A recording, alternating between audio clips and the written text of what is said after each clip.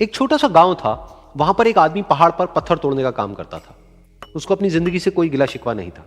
पूरा दिन वो काम करता, मेहनत करता, दिन के एंड में जो थोड़ा बहुत पैसा मिलता वो जा करके अपने परिवार के साथ में थोड़ा सा टाइम स्पेंड करता और चैन से सो जाता। तो एक दिन रोज की तरह वो अपना काम खत्म करके अपने घर की तरफ जा रहा था, तो रास्ते में चलते चलते उसके मन में ख्याल आया कि ये भी कोई जिंदगी है कि सुबह से शाम तक मैं पत्थर तोड़ने का काम करता हूं और एंड में मेरे को थोड़े से पैसे मिलते हैं, जिसमें मुश्किल से मेरा और मेरे परिवार का गुजारा हो पाता है।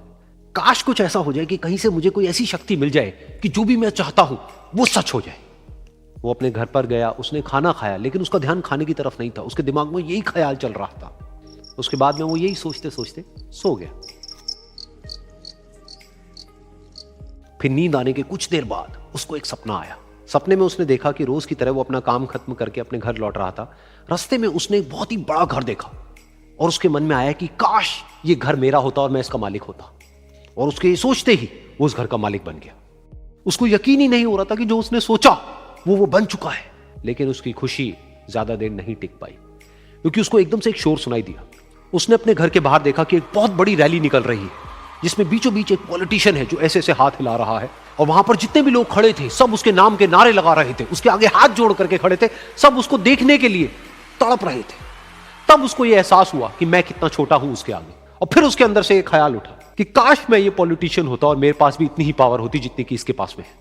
बस उसका इतना सा सोचने की देर थी, वो पॉलिटिशियन बन गया।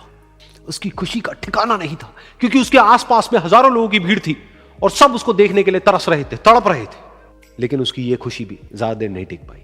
धूप बहुत ही तेज थी और उस पॉलिटिशियन को आदत नहीं थी इतनी गर्मी में रहने की। तो उस धूप की वजह से उसको चक्कर आ गए और वो बेहोश होकर के गिर गया।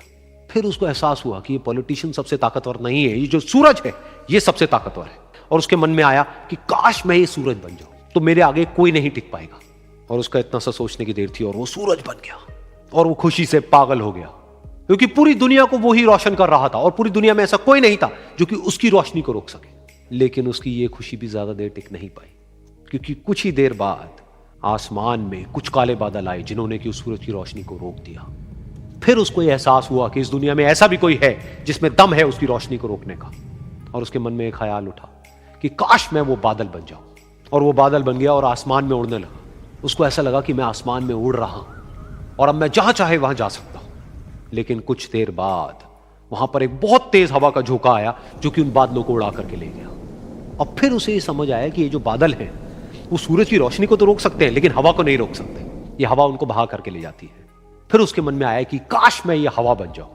और वो हवा बन गया। हवा बनने के बाद में उसको अपने अंदर एक अलग ही ऊर्जा का अनुभव हुआ।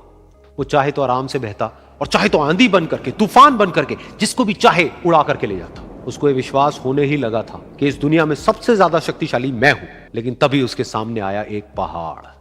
उसने अपनी पूरी ताकत लगा दी, लेकिन उस पहाड़ को वो इतना सा भी नहीं हिला पाया। तब उसको यह एहसास हुआ कि इस दुनिया में कोई है जो हवा से भी ज्यादा शक्तिशाली है, जिसमें दम है उस हवा को रोकने का। फिर उसके मन में आया कि काश मैं ये पहाड़ होता।